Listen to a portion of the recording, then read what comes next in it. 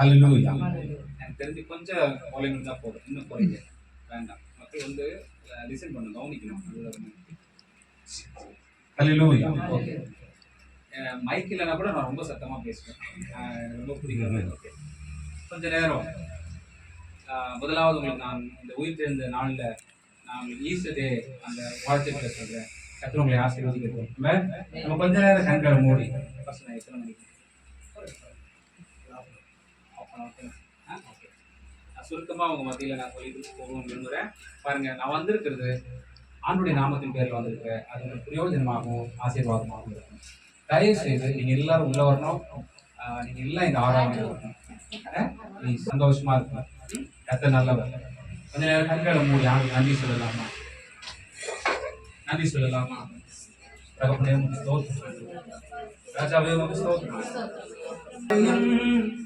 மாலையும் அல்லேலூயா, நான் விடும் சுவாசமே அல்லேலூயா. சொல்ல பார்க்கலாம்.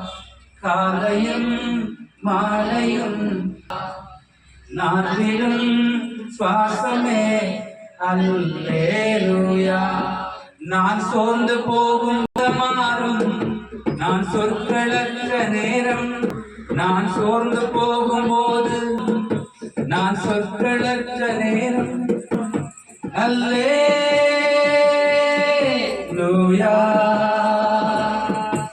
அல்லேலூயா. எல்லாரும் சேர்ந்து கரங்களை உயர்த்தி அல்லேலூயா,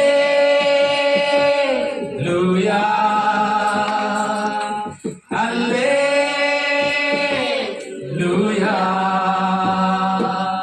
என் உயர்விலும் என் தாழ்விலும் என் ஆத்துமா பாடும் அல்லேலூயா, அல்லேலூயா. என் உயர்விலும் சொல்ல பார்க்கலாம். என் உயர்விலும் என் தாழ்விலும் என் அல்லேலூயா,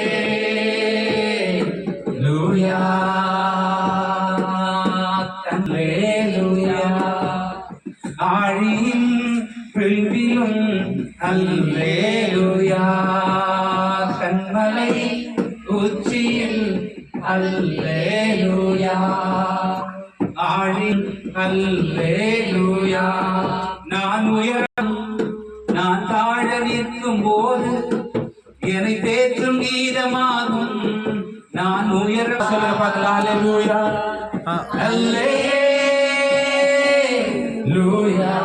அல்லேலூயா, அல்லேலூயா, அல்லேலூயா. என் உயர்விலும் என் தாழ்விலும் என் ஆத்துமா பாடும் அல்லேலூயா,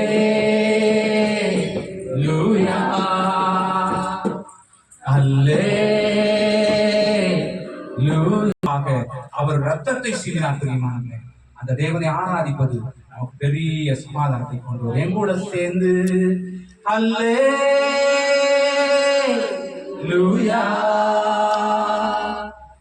அல்லேலூயா. இன்னொரு முறை அல்லேலூயா, அல்லேலூயா.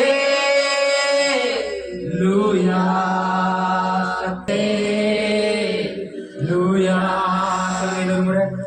என் உயர்விலும் என் தாழ்விலும் என் ஆத்துமா பாடும் அல்லேலூயா, அல்லேலூயா. அல்லேலூயா, அல்லேலூயா, அல்லேலூயா, அல்லேலூயா.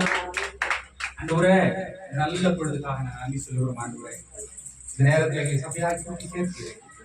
இந்த மக்களை விடுதலையோடு கூட கொண்டு வந்தீங்களே, அதற்காக நான் நன்றி சொல்ல. நாங்கள் நம்முடைய சர்ச்சில் ஆராதனை முடிச்சுட்டு நான் 11:30 வந்துடணும்னு சொல்லிட்டு நான் சரியான நேரத்துக்கு நான் வந்துட்டேன். நான் வந்தது உங்களுக்கு பிரயோஜனமாக இருக்கும். அல்லேலூயா. கண்டிப்பாக கர்த்தர் என்னோடு கூட உங்களுக்காக பேசும்படி, உங்களுக்காக ஒரு வார்த்தையை சொல்லும்படி ஆண்டவர் என்னோடு இடைப்பட்டால் அந்த வார்த்தையை தான் நான் கொண்டு வந்திருக்கேன். உயிர்த்தெழுதலின் செய்தியை குறித்து பாஸ்டர் நிறைய விஷயங்களை சொல்லிட்டாரு. அது உங்களுக்கு எல்லாருக்குமே தெரியும். இயேசு உயிர்த்தெழுந்தார், பூமிக்கு வந்தார். ஏன் அவர் உயிர்த்தெழுந்தார் அப்படின்ற ஒரு சில விஷயங்களை நான் உங்க மத்தியில கூட இடைப்படுவார். பெரியமானவர்களே, நான் ஆதி ஆகமத்துல ஆண்டவர் மனிதனை எப்படி உண்டாக்கினார் என்று அந்த ஒரு வசனத்தை நீங்கள் வாசிக்கும்படி நான் கேட்கிறேன். அதனுடைய 2வது அதிகாரம் 7வது வசனம். ஆதி ஆகமத்தின் புஸ்தகம் 2வது அதிகாரம் 7வது வசனம். நான் வாசிக்கிறேன், ப்ளீஸ் கவனிங்க. தேவனாகிய கர்த்தர் மனுஷனை பூமியின் மண்ணினாலே உருவாக்கி ஜீவ சுவாசத்தை அவன் நாசியில் ஊதினார், மனுஷன் ஜீவாத்மா ஆனான், ஆத்மா ஆனான் அப்படின்னு சொல்றாரு. அப்போ கவனிக்கணும், மனுஷனை ஆண்டவர் முதலாக மண்ணிலிருந்து உண்டாக்கினார். ஏன் உண்டாக்கினார் அப்படின்னா, தேவன் தம்மை